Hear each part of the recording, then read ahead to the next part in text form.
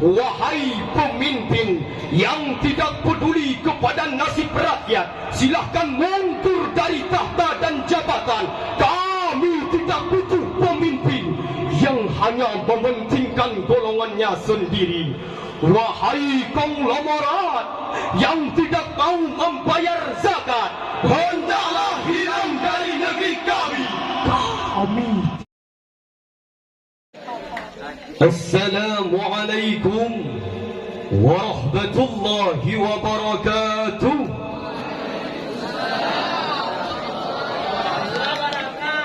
Alhamdulillah. Alhamdulillahilladzi khalaqan nasa min zakarin wa unsa.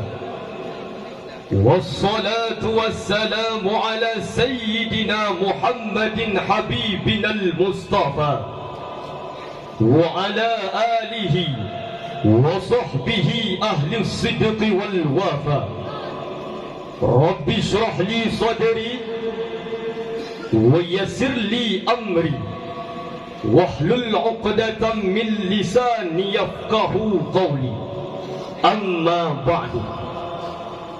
Dewan Hakim yang arif lagi bijaksana, hadirin calon penghuni syurga, salah satu hal mendasar dalam Islam yang harus terus-menerus dibahas oleh para ulama, dibuat penelitian oleh mahasiswa, dikembangkan dan diterapkan oleh para penguasa, adalah masalah zakat. Berbicara tentang zakat, tidak boleh lepas dari 3 dimensi, yaitu dimensi moral, sosial, dan ekonomi. Zakat bisa dijadikan salah satu instrumen untuk mensejahterakan umat, menolong orang miskin dan bapa, membantu orang yang lemah dan menderita. Namun kenyataannya, hadirin, kita menjadi prihatin, sedih dan menangis melihat realitas kehidupan masyarakat. Masih banyak anak-anak yang terpaksa menguburkan impiannya untuk mengejar pendidikan di perguruan tinggi karena kendala ekonomi.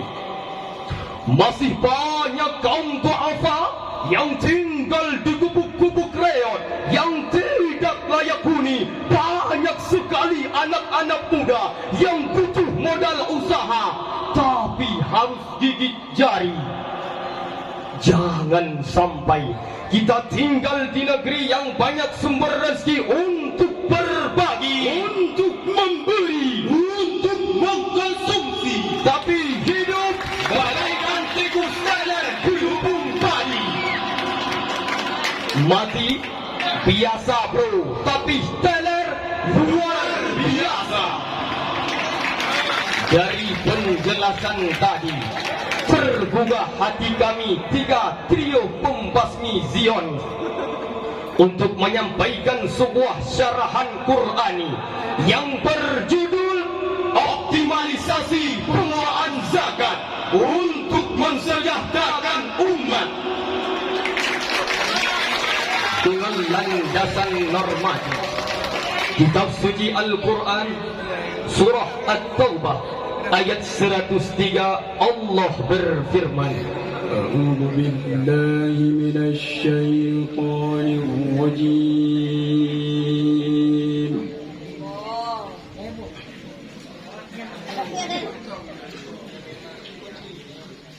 Bismillahirrahmanirrahim.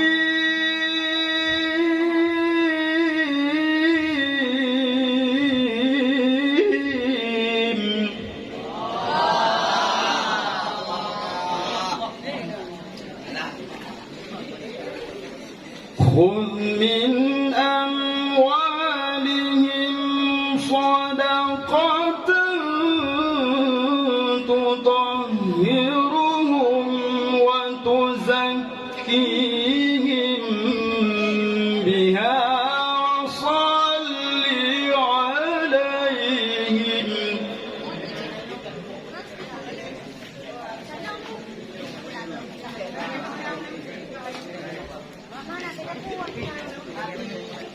Inna salataka sakanun lahum wallahu sami'un alim.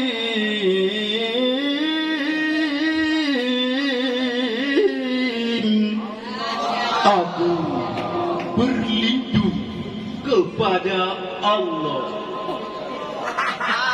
dari godaan syaitan yang terkutuk. Dengan menyebut asma Allah yang Maha Pengasih lagi Maha Penyayang. Ambillah zakat dari harta mereka guna membersihkan dan menyucikan jiwa mereka, dan berdoalah untuk mereka. Sesungguhnya doamu itu menumbuhkan ketentraman jiwa bagi mereka, dan Allah Maha mendengar, Maha mengetahui. Dewan Hakim hadirin yang kami muliakan, Syekh Profesor Dr. Wahbah Az-Zuhaili di dalam kitab tafsirnya Al-Munir jilid ke-6 halaman 28 menukilkan sebab nuzul ayat tadi dari riwayat Imam Ibnu Jarir dari Ibnu Abbas radhiyallahu anhu berkenaan dengan Abu Lubabah dan teman-temannya yang mengikat diri di tiang-tiang Masjid Nabawi dan tidak mau dilepaskan kecuali oleh Rasulullah sallallahu alaihi wasallam. Atas dasar mereka tidak mau ikut dalam perang Tabuk. Setelah mereka dilepaskan, mereka datang kepada Rasulullah dengan membawa harta mereka, lalu meminta, "Wahai Rasulullah, ambillah sebahagian harta kami dan bersedekahlah dengannya, serta mohonlah ampunan untuk kami." Rasul menjawab, "Saya tidak akan mengambil sedikit pun harta kalian sehingga datang perintah Allah." Maka turunlah ayat yang dimaksud. Selanjutnya di halaman 29, Syekh Profesor Dr. Wahbah Az-Zuhaili menjelaskan bahwa ayat ini sekalipun khusus ditujukan kepada Rasul dan sebabnya juga khusus, namun maknanya umum, mencakup seluruh penguasa kaum muslimin. Hadirin Dewan Hakim yang kami muliakan, Syekh Profesor Dr. Yusuf Al-Qardawi di dalam karya monumentalnya Fiqhuz Zakat jilid kedua halaman 747 menjelaskan bahwa kewajiban zakat bukanlah kewajiban yang bersifat individual, sehingga siapa yang kuat imannya dan mengharapkan pahala akhirat menunaikan zakatnya, sementara yang lemah iman dan bakhil enggan menunaikannya. Sekali-kali tidak demikian. Kewajiban zakat bersifat manajerial, menjadi tugas penguasa atau yang ditunjuk oleh penguasa untuk menyalurkan secara profesional dan proporsional. Dari penjelasan tadi dapat kita pahami bahwa peran penguasa dalam upaya penungan zakat dan kondistribusiannya memiliki peran yang sangat signifikan dalam upaya meningkatkan kuantitas zakat yang dapat dikumpulkan per tahunnya dari para muzaki. Karena penguasa memiliki kewenangan, mereka berbuat berbagai regulasi yang menyalurkan secara muzaki untuk mengeluarkan zakatnya dan dapat dikenakan sanksi bila tidak membayarnya. sejarah telah mencatat kenikayaan zakat dalam mensejahterakan umat di zaman Khalifah Umar ibnu Abdul Aziz. Zakat dikelola secara optimal sehingga ketika itu sulit dicari orang-orang yang berhak menerima zakat karena rata-rata masyarakat sudah sejahtera. Hadirin Dewan Hakim yang kami muliakan, janganlah kita menjadi orang-orang yang disibukkan oleh harta sehingga lupa kepada Allah. Dampaknya akan mendapatkan kerugian yang besar.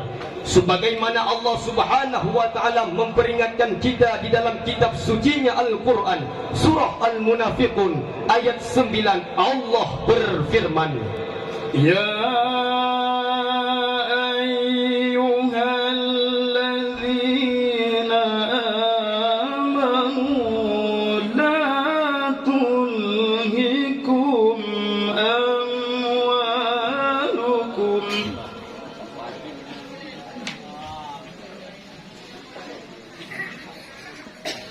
ولا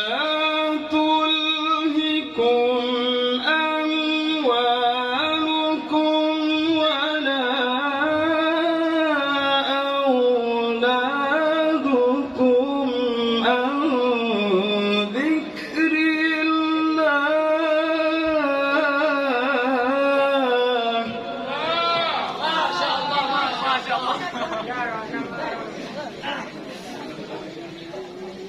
ومن يفعل ذلك فأولئك هم الخاسرون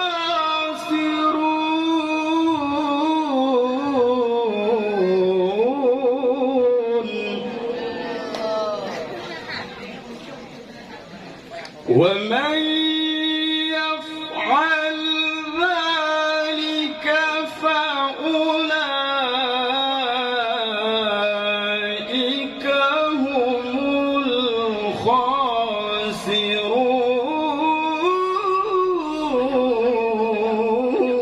الخاسرون صدق الله العظيم.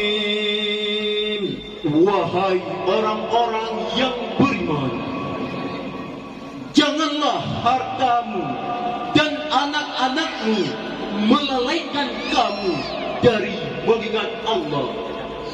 Barang siapa memperbuat demikian, maka mereka itulah orang-orang yang rugi. Maha benar Allah atas segala firman-Nya. Dewan Hakim hadirin yang kami muliakan, Syekh Profesor Dr. Wahbah Az-Zuhaili di dalam kitab tafsirnya Al-Munir menjelaskan bahawa faulaika humul khasirun ay fa innahu minal khasirin al-kamilina fil khusran alladhina yukhsiruna anfusahum wa ahlihim yawmal qiyamah li'annahu ba'a khalidan baqiyan bifa'in zail. Hanya inilah yang dapat kami sampaikan. Lebih dan kurang mohon dimaafkan. Dua hal sebagai konklusinya. Yang pertama, Indonesia memiliki potensi zakat yang sangat dahsyat. Bila kita kelola dengan baik, insya Allah negeri kita ini akan baik. Yang kedua, untuk meningkatkan kuantitas zakat yang dapat dipertahunkannya oleh para muzaki, maka penguasalah yang sangat dibutuhkan. Wahai pemimpin yang tidak peduli kepada nasib rakyat, silahkan mundur dari tahta dan jabatan. Kami tidak butuh pemimpin yang hanya mementingkan golongannya sendiri. Wahai konglomerat yang tidak mau membayar zakat, hendaklah hilang